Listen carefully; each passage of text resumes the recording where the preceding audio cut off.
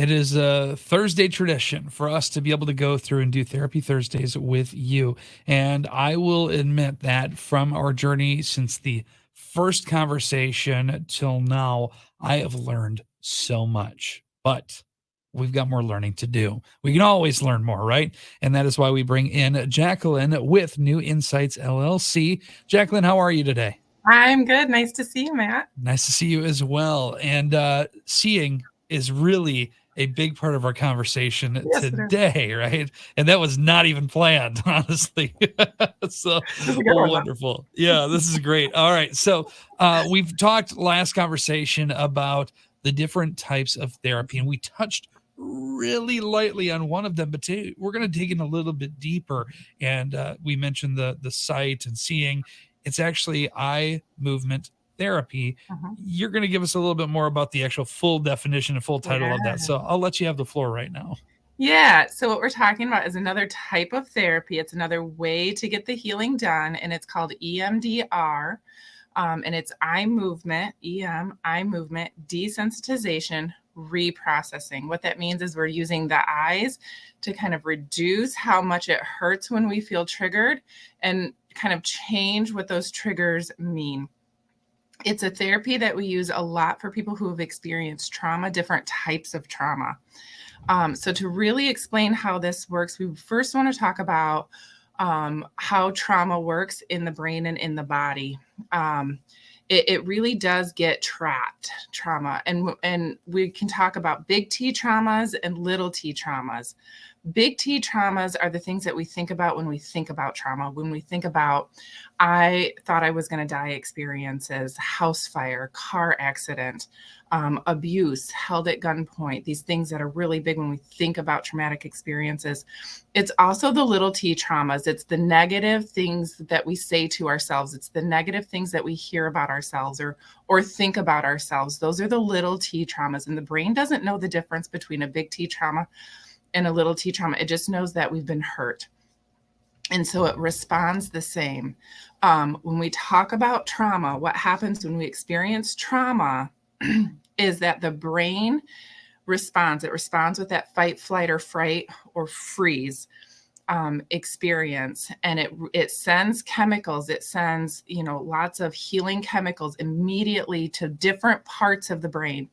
And it really turns on emotion and memory. And that sends signals straight to movement and behavior. And that's where we get that classic understanding of what like a PTSD is, post-traumatic stress disorder, when our bodies do things or we respond in a way that we really don't have to in this moment because something has triggered us to respond as if the past is happening again.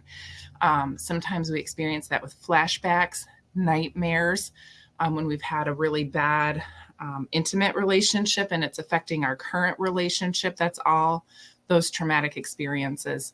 One thing to know about trauma that is a good thing to know, it's not a good thing, but it's a good thing to know, is that the problem today is not what happened. It's not the trauma that happened. That's not the problem today. It's not okay that happened, and it's not a good thing. But the good thing about today is that the problem today is what that bad thing that happened made you believe about yourself, or the world, or made you question about yourself. That's the problem today. And that's what the EMDR tackles. That's what it goes after, is that belief system that it's still happening. It's still true. It's still a problem because it gets stuck. That trauma does. Yeah. I think that, the points that you hit on there, with today being, it's a different day. And essentially it's your reaction to the fact that, this happened. It's almost like ripping off a Band-Aid, right? And the wound is still there maybe, but we are always in that state of healing. And, this is from near-death experiences, everything that you listed off. But the thing that stands out to me is maybe more so like a PTSD. It is what always comes to my mind when somebody's sleeping and then all of a sudden maybe there's a firework that goes off and then that sets somebody off, right? It's those triggers that happen, and you are so good at what you do to be able to help move past those points. But, with a situation like this, in these different ranges. Do you find that this is going to be kind of a loaded question? Do you find that you have a little bit more experience with one certain type, we'll say, like PTSD or anything like that, where you have more people coming in? Would you like to see more people that maybe served in the military coming in and seeing you? Yeah, really anyone who's experiencing that, and it doesn't matter where it comes from. It doesn't matter if it's from the military. If it's from the military, absolutely, this is a hugely effective therapy. But if it's from childhood experiences, if it's from community experiences, if it's from adulthood experiences, it absolutely works. Here's the thing that I really want to kind of talk about today is how this works and why it works, because it just makes so much sense. You talked about, that immediate body response. And that's what I want people to understand is the body keeps the score is what we talk about. The body keeps the score. And there's a great book called The Body Keeps the Score that explains how that works. But that trauma is trapped in your body. And so every time something happens that feels the same, your body is going to respond the same. And it doesn't matter if it makes sense or not. If you think about, and here's what happens. If you think about, you've heard about it or you've seen about it, the guy who is in a car accident and his leg is clearly broken and he's walking around like, I'm fine. But you're kind of like, you're going to feel that tomorrow, buddy.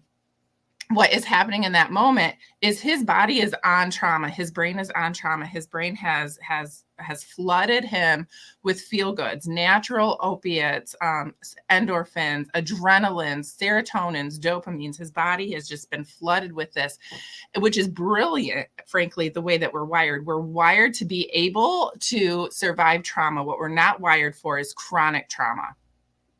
And that's the difference.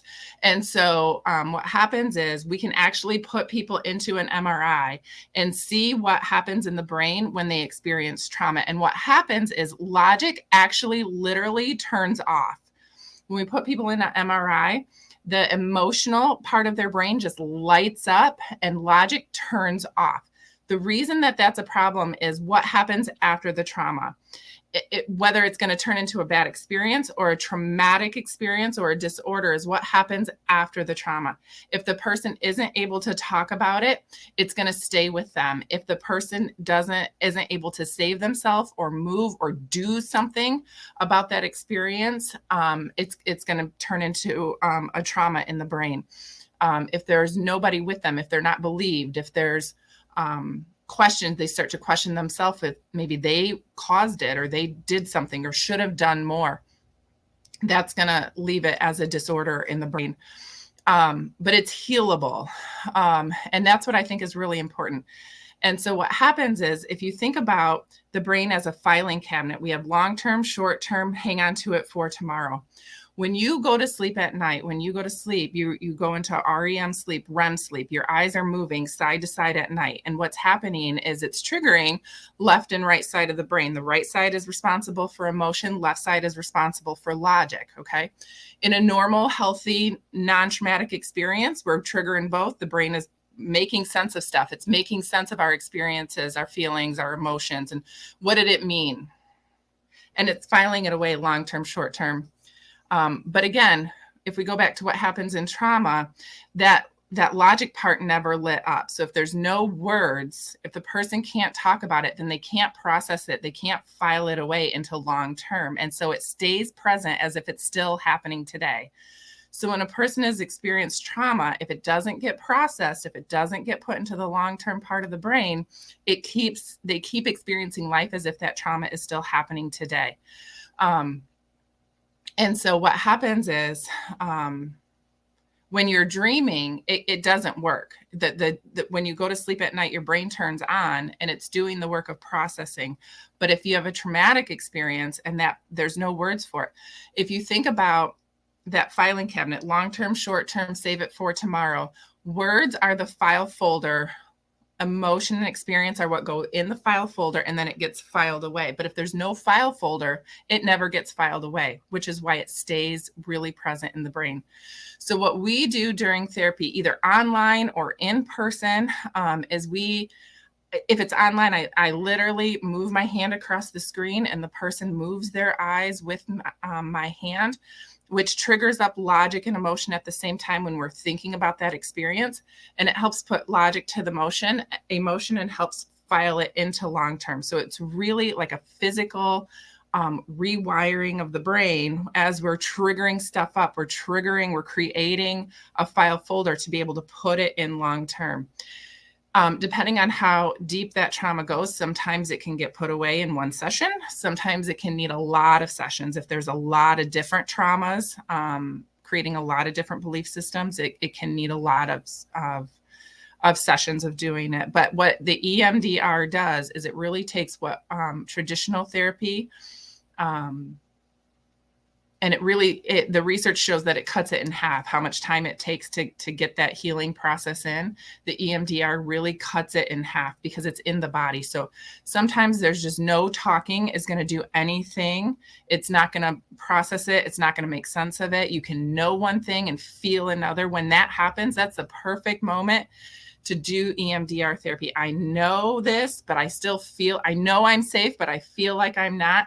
EMDR is going to put those two things together because you're triggering the knows and the feels at the same time, and it helps to make sense of it.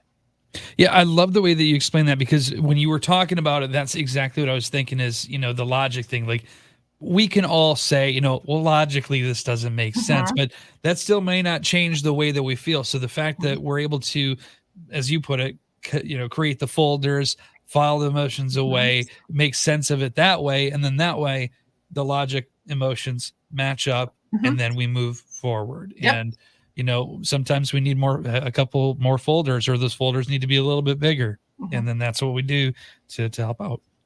I just wanted to say one other thing too, Matt, thank you, is that if somebody has problems with their eyes, because that can happen, it's going to be a problem for them to move their eyes back and forth like that, or they don't want to be seen there on, we can use different ways to tap into both sides. So sometimes we'll do tapping, sometimes we'll do sounds in both ears, but it's really just a matter of getting both sides of the brain fired up at the same time and working and talking to each other. So it's EMDR is the name of the therapy. It is, the name does have eye movement in it, and it is where it comes from, but there are other ways to kind of tap into it too. Excellent. And I think this is all great information. And we mentioned logic a few times in our conversation. You said that was if I move my eyes to the right, is that more logic, or is that to the left? All right. Yeah, because the left side of the brain is responsible for the right side of the body. Gotcha. And then opposite. Okay. So I'm going here, and logically speaking, it would make sense to call you, and make an appointment to go through this. And again, you offer something really cool, 15-minute opportunity to kind of have a conversation and see, where we should be going. So tell me more about that too. Yeah, so you can give me a call or text me if you want to set up an appointment to either talk about online therapy, talk about EMDR, talk about what's going on with you, and do you think that we can help you with that. So we do a 15-minute free consultation. So you can call or text me, and we can set up an appointment. And after that, we can figure out how to move forward and get some healing for you. Excellent. I love this. Okay. So there you go. 325-5056 is the number that you can call. Yep. And then, you'll send them over. You'll get the information you need. You'll send them over a link. You guys will do it virtually.